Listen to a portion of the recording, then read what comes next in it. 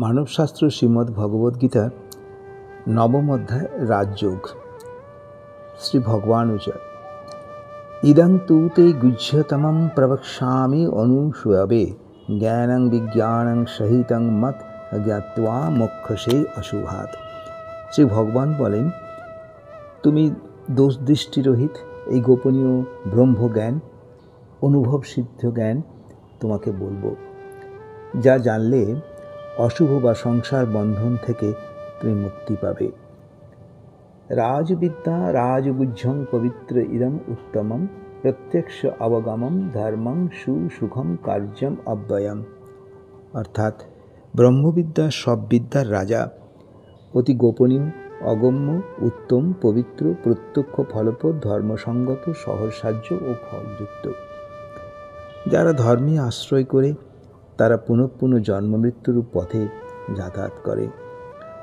সমস্ত জগৎ আমার অব্যক্ত মূর্তির দ্বারা ব্যক্ত, সমস্ত প্রাণী আমাতেই অবস্থিত, কিন্তু আমি তাতে নই।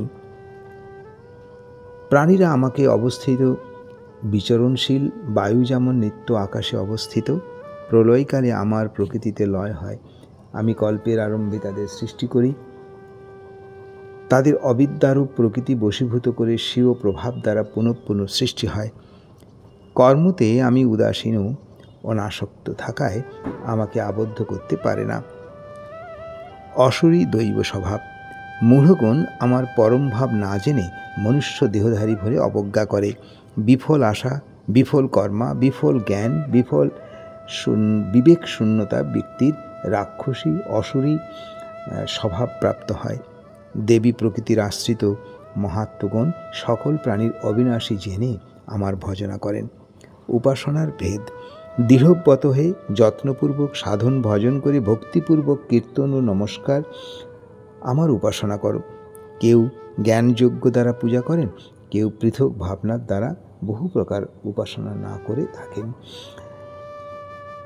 সর্বাবস্থা ঈশ্বর, আমি ক্রতু, আমি যজ্ঞ, আমি সধা, আমি ঔষধ, আমি মন্ত্র, আমি ঘৃত, আমি অগ্নি, আমি হোম, জগতের পিতা মাতা, কর্মফল পিতামহ, আমি জ্ঞেয়, ওঙ্কার, ঋক্, সাম, যজু, আমি কর্মফলের পোষণ, প্রভু, নিবাসস্থান, রক্ষক, সুহৃদ, প্রভব, সংহর্তা, আধার, প্রলয়স্থান, বীজ স্বরূপ অক্ষয় আমি, তাপ, জল, আকর্ষক, বারি, বর্ষক, অমৃত, আমি সৎ ও অসৎ, বেদজ্ঞগণের পূজা, সোমরস পাপ পান করে নিষ্পাপ পুণ্য ফল দিব্য সুখ উপভোগকারী, ইন্দ্রলোক লাভ করে তুমি দিব্য সুখ ভোগ করবে। সকাম ও নিষ্কাম উপাসনা, স্বর্গসুখ ভোগ করে পুণ্য ক্ষয় হলে মৃত্যুলোকে ফিরে আসে। কামনায় বশীভূতরাই পুনরাগমন করে। শ্রদ্ধাযুক্ত হয়ে দেবতাদের পূজা, ঐশ্বরের পূজা, আমি সর্বযজ্ঞের ভোক্তা ও প্রভু। উপাসক দেবলোক প্রাপ্ত হয়, পিতৃপূজকগণ পিতৃলোক, ভূত যজ্ঞকারীরা ভূলোক, আমার পূজা আমাকেই প্রাপ্ত হন। ভক্তের ভক্তি অর্পণ, যে ভক্ত পত্র, পুষ্প, ফুল, জল আদি প্রদান করে, সেই শুভবুদ্ধি ভক্তের ভক্তিপূর্ণ উপহার আমি গ্রহণ করি। অর্জুন, তুমি যা করো, যাহা গ্রহণ করো, যাহা হোম করো, যাহা দান করো, যা তপস্যা করো, সবই আমাতে অর্পণ করো। এভাবে শুভ ও অশুভ ফল হতে মুক্তি লাভ করবে। সন্ন্যাস যোগ বিমুক্ত হয়ে আমাকে লাভ করবে। সকল প্রাণীতে আমি সমান, যারা ভক্তিপূর্ণ ভজনা করে তারা আমাকেই প্রাপ্ত হয়।